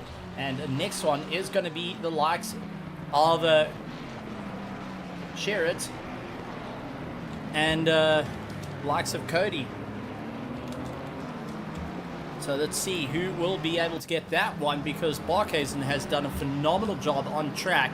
And Cody has put in a monumental fight, still on the back of one another, as they battle their way through. So it's going to be a proper run between them. So let's put up a ball there, as we got the winner of the one. Now it's time to see who wins between these two that are absolutely giving it a slobber knocker of effect between one another as they fight it out. Cody Sherritt getting the drive, a little bit of a tank slapper on the exit though, is costing him a bit of a time and needs to go and fight it out. So this is going to be a proper run as they fight their way through. Bernard Barkhuizen and Cody Sherritt now on the outside, swooping across and getting across the nose. And Giovanni Porzio going and saying, Gio from P25 to P10. I have to agree, Gio has earned quite a bit of a run through it. So great to see it. But Cody Sherritt getting ahead of Bernard Barkhuizen. Looks like he's opened up the gap there and has done a fantastic run on it. So This is turning into an awesome, awesome run between them all. Late on the anchors though, and that looks to be Tiernas Buerta against Andre Serradio, and he gets an absolute sweep in. Well done to the likes of Tiernas Buerta and Andre Serradio keeping on the charge. So absolutely incredible running there. Cody Sherritt now broken the back of the likes of Barkhuizen, a former OG driver versus a current OG driver. I mean, this is just going and adding more to the tale. The story gets bigger and bigger. The stories get wilder and wilder. Christoph Peterson and Kieran Patterson are going up against one another. And this is now a fight that's across the waters, folks. Christoph Peterson is looking to stand the charge and show what his country can do. But Kieran Patterson, carrying that South African flag, will be going and putting on the charge and ensuring that Honda NSX is not going to have an easy time on the way through. So it's going to be a difficult run between them.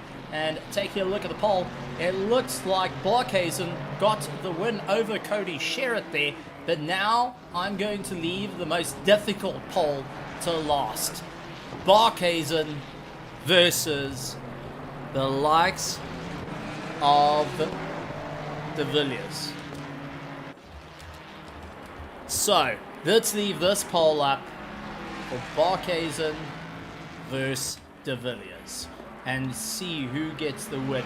The support has been between the two drivers, and you guys, the grandstands, will be able to let us know who do you feel gets the run through it all as we carry on with the rest of our coverage of the RaceFace.Pro PokerBet GT3 Championship as they power their way through. So now the most difficult conversation in the world, it is going to be Barkhuizen and de Villiers. Luke Addison versus Barkhuizen now are fighting each other out, trying to improve. Luke trying to get it everything towards the sharp end of the field. It's going to be so careful on his way through in the race. Not going to be an easy time out here as they fight their way through. Luke Addison getting a lot of drive to carry the momentum. Looks around the outside. Can he get it booked in? No, not quite, as Barkhuizen does come across the nose, ensuring to try and hold the fight as they battle their way through. So still a definite run between them. And it's all out for Barkhuizen and Luke Addison, who are giving it everything they got to chase each other down. And so far, this is going to be a proper, all-the-way charge. Mac van der Merwe coming out of the pits, though, may be a little bit of effect here. Dean Nokia dealing with Gideon Rayner as they're also in a close battle. But take a look. 10th place is Kieran Patterson. Is that Kieran? No, that is... that's Christoph. That's Christoph in 10th place, has completed all these pit stops. Bernard Barkhuizen losing under braking to Luke Addison. Luke trying to get the drive now, carrying a lot of pace through and looks to try and break away from the run. So Barkhuizen and Addison doing everything they can to properly give it all on the run. So definitely some tough times out on the track for our drivers to get that little bit more pace underneath them, and hoping that they can continue the charge in the final 15 minutes and 40 seconds of this race. It's all or nothing for a lot of these drivers, and we do see that is Patterson into the pits. So Kieran Patterson into the pits may have just done it. No, he didn't, because here comes Peterson. Peterson comes across the line and has now usurped in the run. So now this is going to be interesting. Christoph Peterson is in 9th place, Kieran in 10th, have all done their pit stops, with our top 8 yet to come into the pits. And that may be a little bit of a linchpin coming in for a lot of our drivers of who's going to be able to get the run, who's going to be able to get that climb, what is needed for the race, who's going to be able to stand at the top of the charts though on the way through. And there's so many unknowns as this all unfolds in front of us. But Jordan Sherritt leads out the pack. No! Gideon Rayner, no! Buddy, pal, amigo, carrying the 50-kilometer board as well. You killed Timmy. Well, no, that's actually Jim. That's Kenny. on his car. There we go. He's killed Kenny. He's got a stop-go 32nd. He's thrown his own Ominous Gaming Nitro teammate out wide. He comes across, suddenly having Martin Racing all over the back of him. Mac van der Merwe has now got a problem because Gideon Reyna is literally carrying the board. This is turned into it. Gideon Reyna has got himself a penalty and is carrying the board, and that is the end of Kenny. Oh man, there's Kenny the cone and Kenny the speedboard, and well, Kenny the speedboard got a lot faster than 50 k's an hour. That is for absolute certain.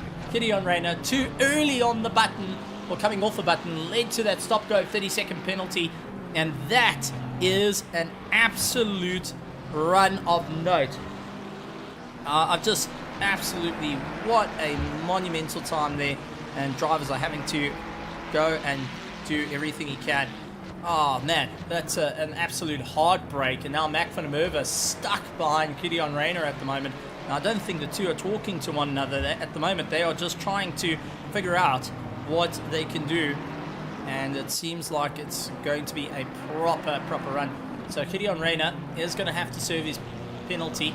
Jumps over the curb, having a tough time, snapping at the heels though, trying to keep the car in check. Mac van der Merwe all over the back of him, doing everything he can, and there goes Gideon Reyna into the pits. Henry Meyer is into the pits to serve his final pit stop, and he will be keeping a very close eye on the running order of Christoph Peterson and Kieran Patterson, who have gone and made up a huge run for it. So this is going to be a proper run, and it's going to be a huge fight. And Werner Skuman, no buddy, oh the pain as he goes off the pit limiter too early and gets a stop-go 30-second penalty. Werner Skuman this year and stop-goes have not been his friend. He has absolutely had the pits with him, and I think he's going to be arguing with every Fryer steward there is. TNS Buerta onto the back of Michael Donaldson. Now has Bego Kroblo having a good go at him. This is going to be a proper charge down the inside. Bego having no problem, but TNS Buerta still going to give elbows out. You might be the team lead, but I ain't going to go and keep you at bay there. Luke Addison, who's done his he's completed his pit stop. Bernard Barkhuizen's done his pit stop, just comes across with the likes of Ian Upton just ahead. So these two have now gotten ahead of Christoph Peterson and Kieran Patterson. So Henry Meyer is leading the charge of all those that have done the pit stops. Werner Skuman and Gideon Reyna with that stop-go 30-second penalty still looming overhead. Is Gideon Reyna? Yeah, he's still out on track. He's got a stop-go 30-second. Is that his second one? No, he still hasn't. No, he would have served it. Unless he was serving a pit stop, and he didn't serve his stop-go. And that is going to be a nightmare effect. Tariq Adam into the pits. So let's see how that's going to work. Cody Sherritt trying to make his way through. Let's see if he dives into the pit. Henry Meyer will be on the climb here to try and make his way through. So definitely some hard runs all the way through, and drivers trying to make their way onto the running order and see where they can stand. Jordan Sherritt also in the pits as well. So Jordan Sherritt trying to get himself sorted out, and will be serving his final pit stop. So Tariq Adam hoping to usurp him. Cody Sherritt will be looking to get into it. But Henry Meyer has an opportunity here. Is he close enough to make this work? Would the strat have been enough? And Jordan Sherritt with a stop-go 30-second penalty for getting off the pit limiter too early. Kenny the board was the absolute linchpin in everyone's plans. And taking a look at our driver of the day, De Villiers 61%, Barkhuizen 38%.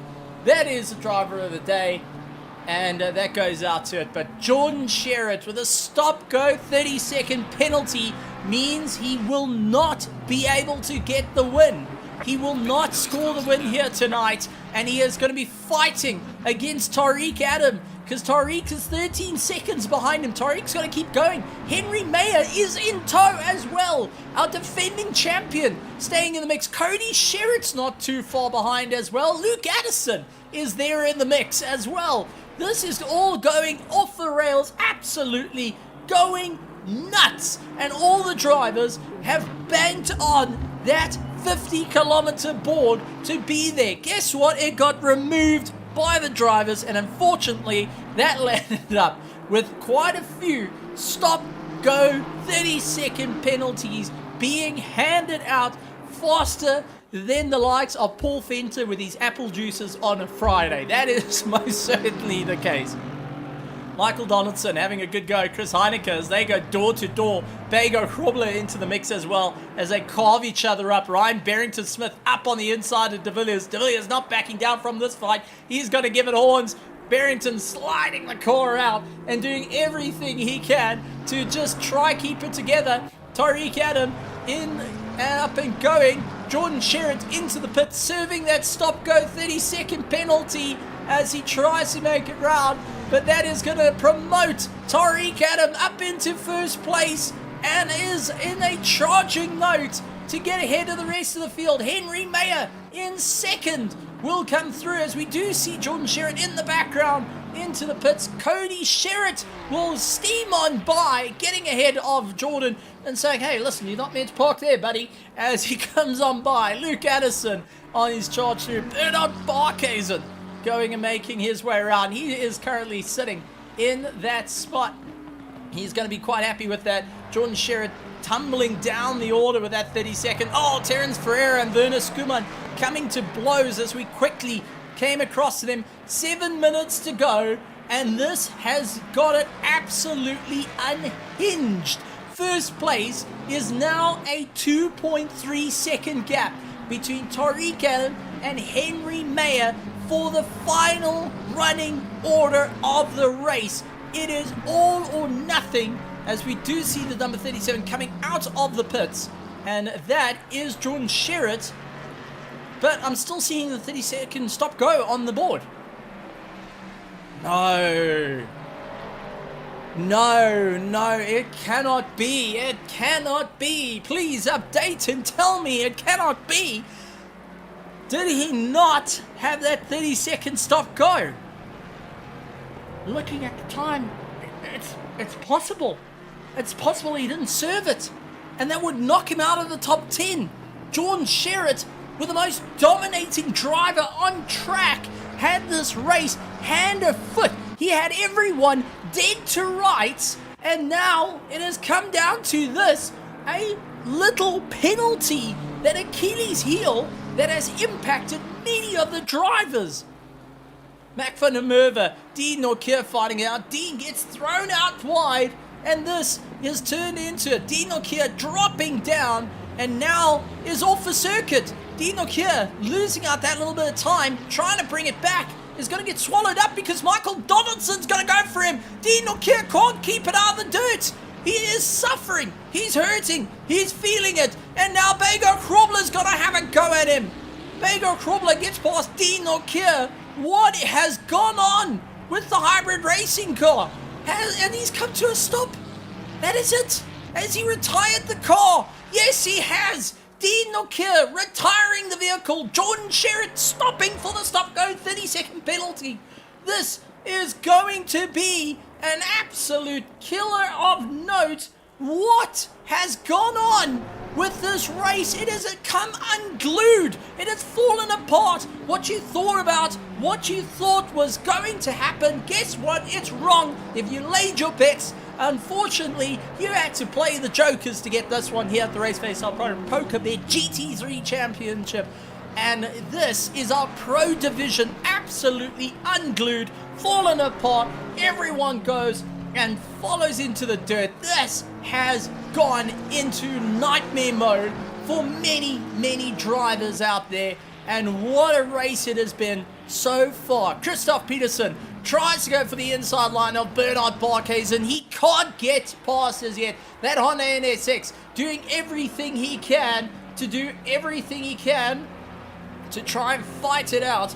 And we've got some words that Chris Heineke actually landed up with a puncture on the left rear. So that took a little bit. So this is going to be properly running into a problem between them. And Jordan Sherritt now coming out of the pits. You know what, guys? I've got to say one thing, and I will be the first one to say this. So far, I would have said Jordan Sherritt would have thrown in the towel by now for what he's had. 2 stop-go 30-second penalties. We know that he was dominating the race. He had the lead and did it. But I want to go and say, for everyone out in the virtual grandstands, can we please show a round of applause to Jordan Sherritt that despite a minute stop time is still out there circulating on track. And I think he has proven a lot of haters wrong that he just throws in the towel. I'll be the first one to say it, Jordan. Well done. Tip my hat to you. Earned my respect. If you're a driver that can do that, you earn my respect. Doesn't matter on your pace. That is well done. And now it's time for you to get to the final 3 minutes of the race, because that is where it gets difficult. Chris Heineke into the pits, fixes his tire. He had a puncture, ladies and gentlemen. He is going, and gone out of the pits as Chris Heineke gets in for the Griffin Sim Racing. He's not backing down from this fight. Never back down, never give up. Nick A30 style. This is where the race is going. Bernard Barkhuizen, 1.8 seconds behind Christoph Peterson. Henry Mayer, 1.8 seconds behind Tariq Adam. If we can't tell you how close this is, Henry Mayer has got his teammate ahead of him that needs to go, and bugger off. Otherwise, Henry Mayer may be compromised here, and I think the order came through. Listen, move. I need to go hunting. Tariq Adam, who took the win last night, who went and waited till the second moment of the race to overtake Luke Addison, has an opportunity tonight to show what he can do. Needs to fight it up, but Henry Mayer is going to throw the entire kitchen sink behind him. Now, I don't think there's a single driver on track that is willing to go and get in these guys' way. They are going to absolutely give it horns till the very bitter end. And at the moment, Tariq Adam caught behind one of the hybrid racing. This is going to be a proper charge for them. And a little bit further back, Michael Donaldson, Mac van der Merwe, Bago Krobler all over each other like a bad rash. Kieran Patterson on back of Bernard Barkhuizen. We have got fights up and down, and boards are being wiped out. Tariq Adam going and wiping out one of the boards as he tries to swing it past the likes of Tienis Buerta in that McLaren. And now Tienis is going to be so careful. 1 minute 46. We are going to be nearing the end of it, and Henry Mayer is in for a proper run.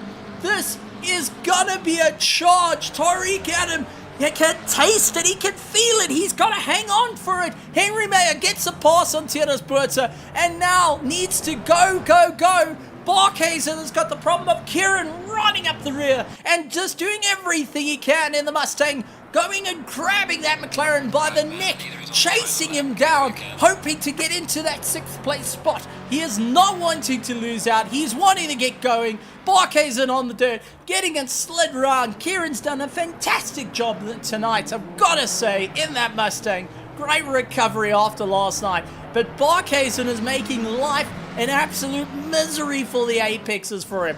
Tariq pulled a 1.8 second gap. Henry Mayer now losing out that little bit of time, needs to step up the pace. It is a drag race between Barkhuizen and Kieran. Kieran up on the inside, looks for the late lunge, gonna dive for it. Barkhuizen down a position, Kieran late on the anchors. Can he carry the momentum through? And does so beautifully. Bernard Barkhuizen couldn't fight with Kieran's Mustang and now needs to go back at it once again. Tienis Buerta dealing with Viertier Buerta. It's the Buertas going and fighting it out. Who's going to win? Who is the best Buerta of them all? Tienis or Viertier? We're about to find out, because it is absolutely riveting to see hybrid racing and Martin racing going at each other. Tienis is having some of his greatest races in the later parts of the season. He is absolutely giving it beans at the moment. And Tariq Adam giving it horns is on the final lap. Henry Mayer trying to chase him down. 1.8 seconds behind. But I think a little too far back. And Tariq Adam does get held up behind one of the Armors Gaming Nitro cars. He had to make a quick move there. But I think it is said and done. Tariq Adam, ladies and gentlemen, takes the win here at Barcelona for round 4 of the RaceFace.Pro GT3 Championship powered by PokerBet. Henry Mayo, after a hard-fought fight, second place. Cody Sherritt taking third, followed by Luke Addison. Christoph Peterson will take that 5th place. 6th, Kieran Patterson ahead of Bernard Barkhuizen, who did everything he could. Fleming Bauer, Giovanni Porzio, Mahath Musa, Ryan Barrington-Smith, Daniel De Villiers, Michael Donaldson, Bago Krobler, Mac van der Merwe, Jordan Sherritt gets it across the line in 16th.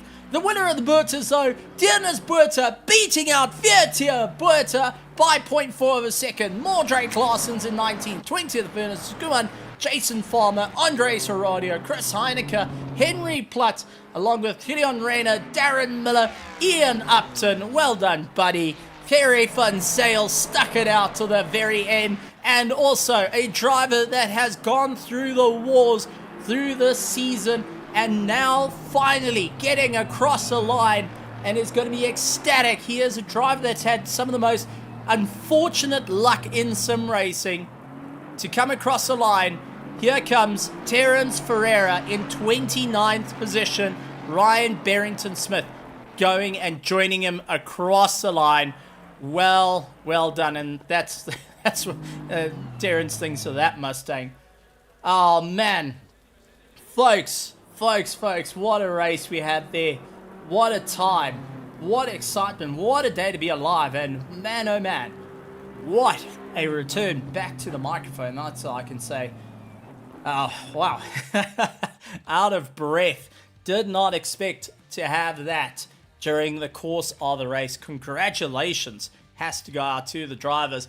And I mean, unfortunate turn of events turned into one person's misfortune, another person's fortune. And to be at the table, you've got to be there and fighting it out. Here at PokerBet, that is what it's about. You got to really gamble. You got to roll the dice. Sometimes you just haven't got it in the favor, and you have to take the little bit of a dip, a tip of the hat, but still kept on going. And quite a few of the drivers out there did a fantastic job in doing that accordingly. So, absolutely great stuff, and we're going to look to try and bring a few of our interviewees into the room, and let's actually bring them through. They're all 3 waiting. Wow. Okay, so first across the line, and now you're going to be the first ones diving into the box. So, ladies and gentlemen, boys and girls, bringing in our 3rd place after a phenomenal effort, Cody Sherritt. Cody, buddy, pal, amigo, what a race. Absolutely tremendous one out there. Well done. And how are you feeling? I mean, you're sitting out of the top 3, and then all of a sudden, final 7 minutes, bang, you're in the top 3. Yeah, I don't know. Obviously, not deserved. My brother got unfortunate. His pit limiter button wasn't working for some reason. Well, you say undeserved. I beg to differ, and I think there's an entire grandstand. The virtual grandstands will go and say the exact same thing. The fights that you got into, you had to earn your keep.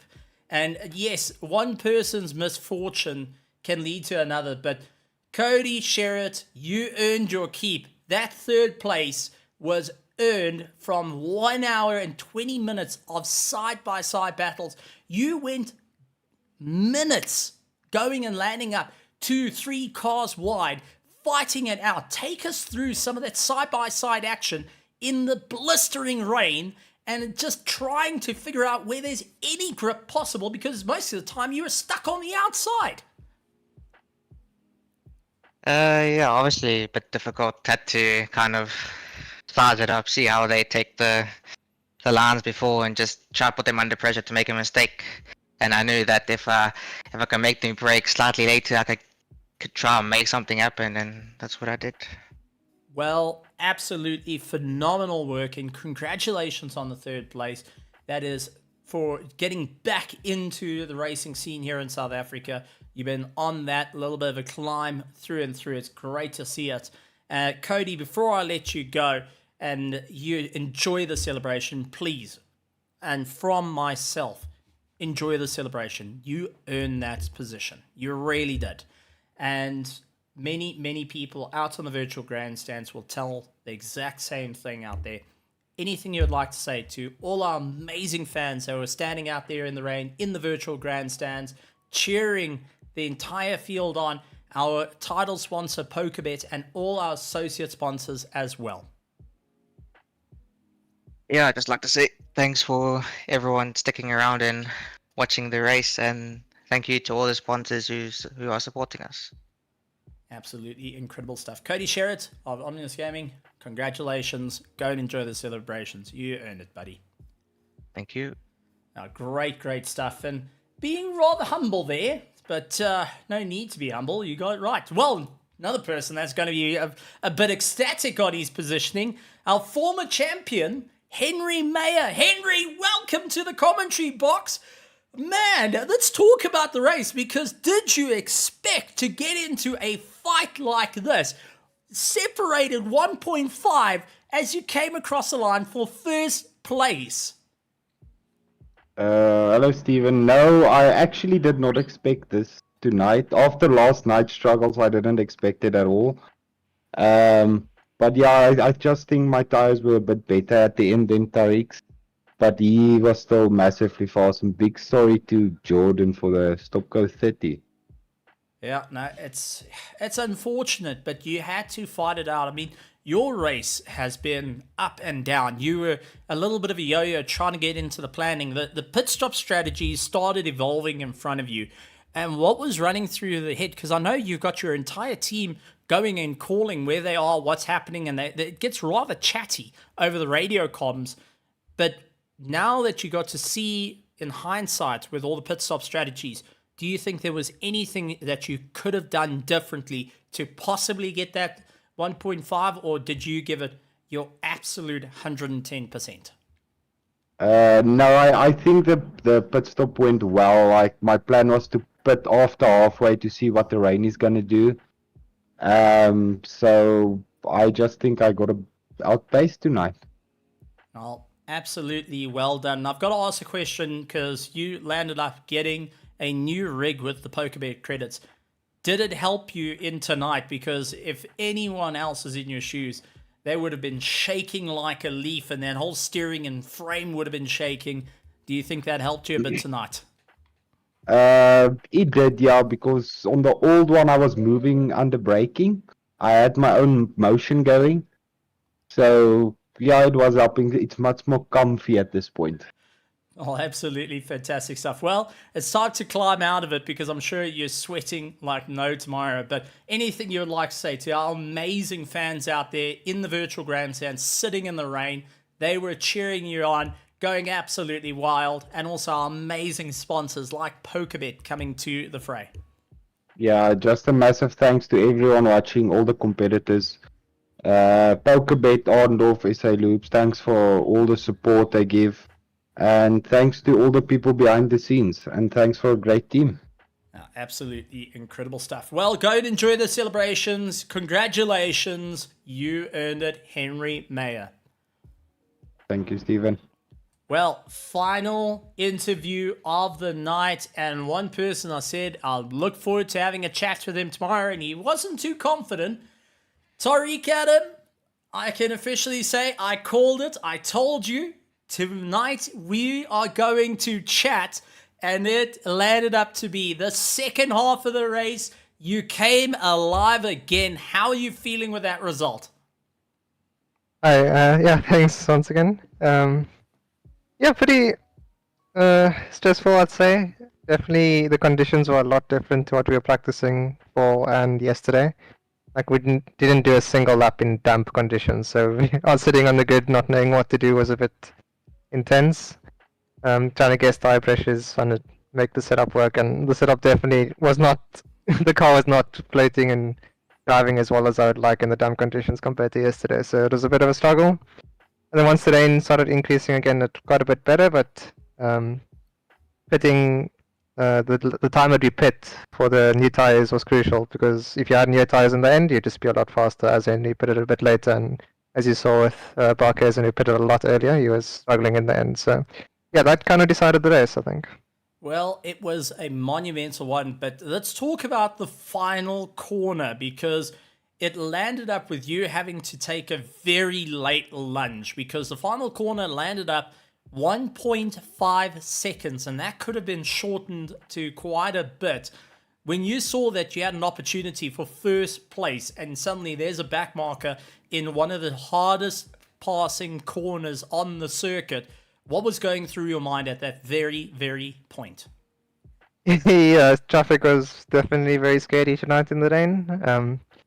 Yeah, I just didn't want anything bad to happen and to end the race for me. So tried to take it super safe with all the back markers, but yeah, just still trying to lose as little time as possible. And on the last lap, but the back marker in sector 3 was a bit sketchy, so decided to play it safe and survive. Well, Tariq, absolutely well done, and I'm quite proud to see that you're up here going and scoring some valuable points for the championship. That's going to help you on your monstrous climb up through it because you're running 5th in the championship. You have 1 DNF in round 2. We all know what happened there. Unfortunately, you got sent to the Shadow Realm. But a win tonight is going to bump you up in the points with Barkhays and Henry Mayer, Jordan Sherritt and Luke Addison all tumbling a little bit behind you. What is the game plan heading for the rest of the season now that round 4 is done, halfway is done, now we're into the closing stages of the championship, round 5 coming up next week. Every point means everything now. What's your game plan to ensure that you can secure the win for this season? Yeah, I'm definitely not looking at the win because I know I'm going to be missing one of the rounds, so I'm just pushing as much as I can in every single race that I'm here. I want to maximize my points and see how high I can get in the championship. But same for every race, just do my best and see what happens. Well, absolutely well done, mates. And honestly, for Watermelon Racing, you really showed off the great flavor of what it can do. But Tariq, before we let you go, anything you'd like to say to our amazing spectators that went absolutely ballistic on the grandstands? I'm sure while you were driving around, you could see them going absolutely wild out there in the rain. And also to our title sponsor, PokerBet, and all our associate sponsors here at RaceFace.Pro. Yeah, once again, thanks to the sponsors and yourself for putting on the show.